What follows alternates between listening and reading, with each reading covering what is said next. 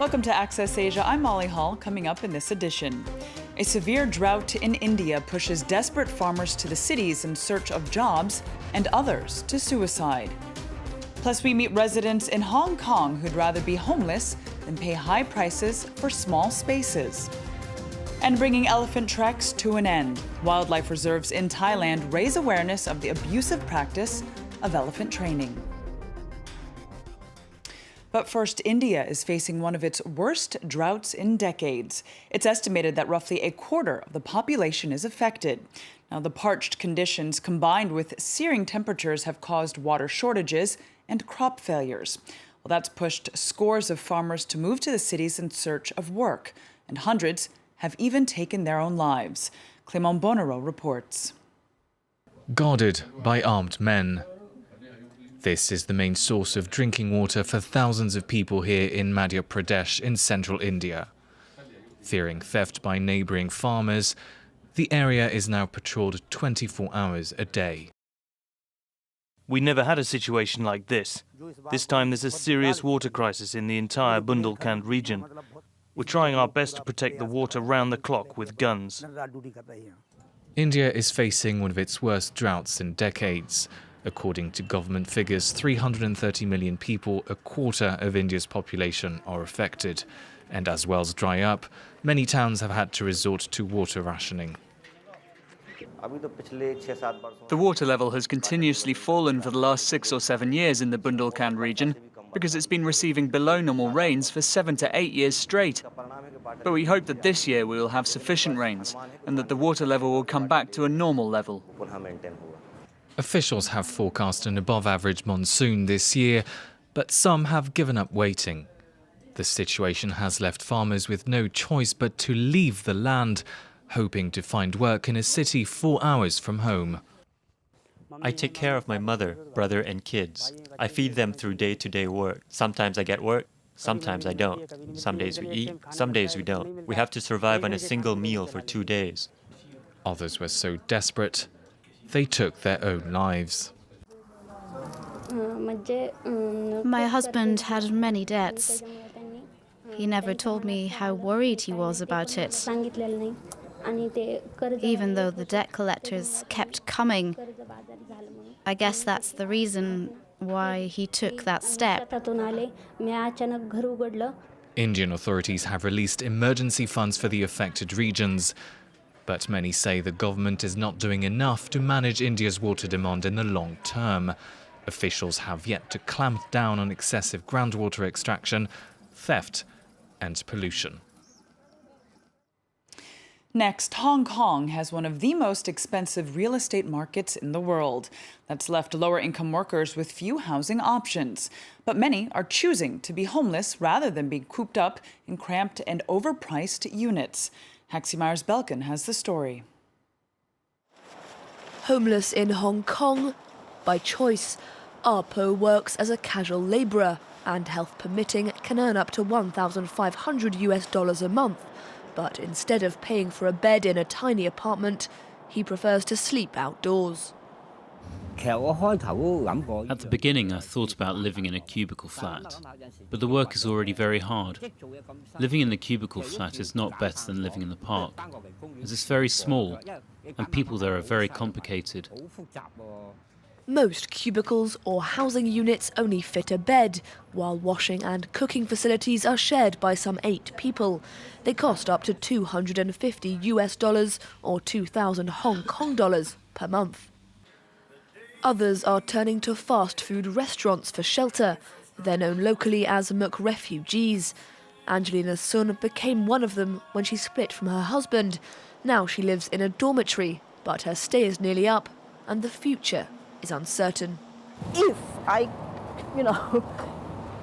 can make up my mind to pay for half of my salary just for sleeping, to put my luggage, to take a shower or something like that, then I will not be homeless. But I have no money left. And as rents keep rising, the situation is getting worse. The number of homeless people in Hong Kong has risen by 14% in the last 2 years to 1,600. More than a third of them have jobs. The government says it offers emergency shelter, but it's often only short-term. We think the government should take responsibility.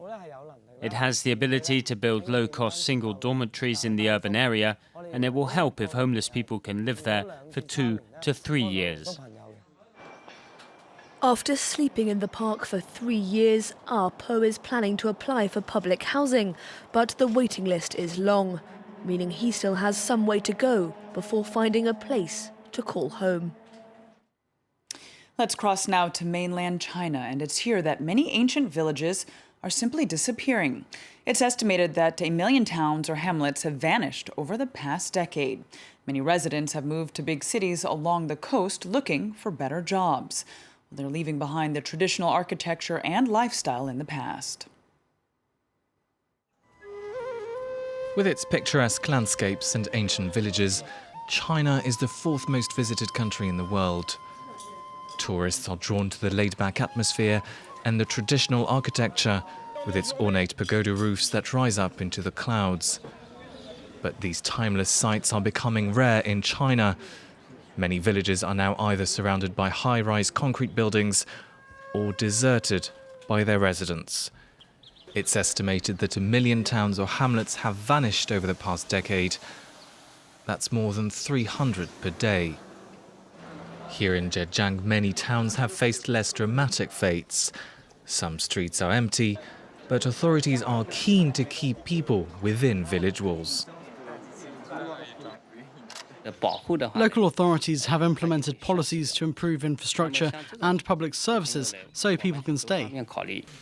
Despite recent efforts, these villages have lost 2/3 of their residents. Many have moved to big cities along the coast, looking for better economic opportunities. Those who have stayed have been given jobs, but they struggle to make ends meet. Nowadays, very few people know how to make these sandals. Here I'm the only one, and the reason why I make them is because I can sell them to elderly people. To try and improve living conditions in these remote villages, local authorities have renovated hundreds of homes.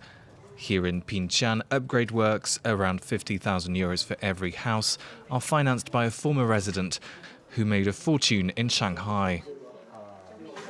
You have to stick to the rules. We're striving to achieve harmonious development. We want to keep the spirit of traditional architecture and strike a balance between man, sky and nature. It's called Feng Shui. Many homes have been turned into guest houses that mix traditional design and modern facilities. Authorities hope to attract a higher number of Chinese tourists looking to reconnect with their roots. For hundreds of years, people have ridden elephants. In Thailand, an elephant trek is a top tourist attraction. While it may seem fun, the practice has a darker side. It involves abusing the animals when they're babies until they become submissive. Well, we take a look now at one sanctuary that's raising awareness about the mistreatment of the endangered species. One after another, a never-ending procession of tourist-laden elephants. Whilst visiting Chiang Mai, it's impossible to avoid the offer of a ride through the jungle. I feel a nice sensation. It's a good experience. It seems like an easy enough stroll. With the weight of a few humans, not much trouble for the giant creatures.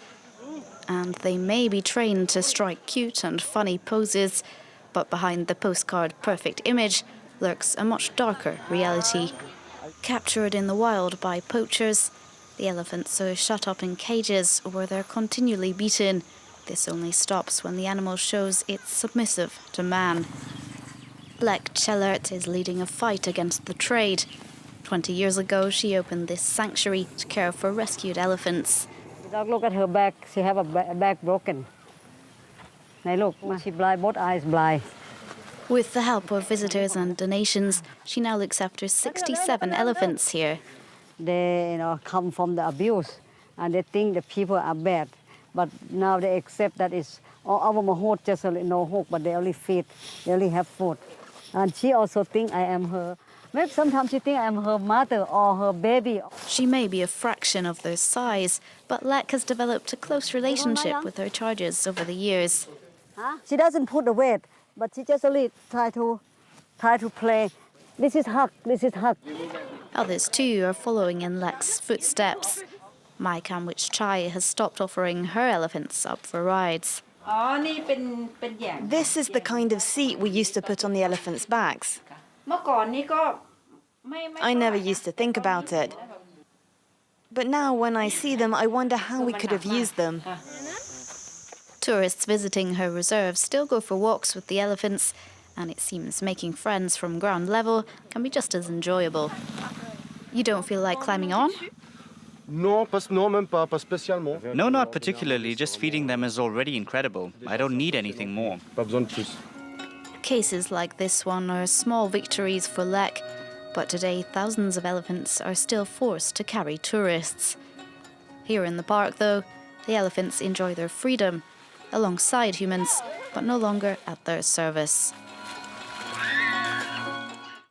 Finally, if you're looking for a hoot, then head to this cafe in Japan.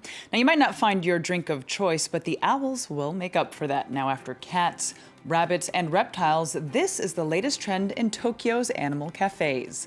Well, that's the end of this program. I'll see you again next time on Access Asia.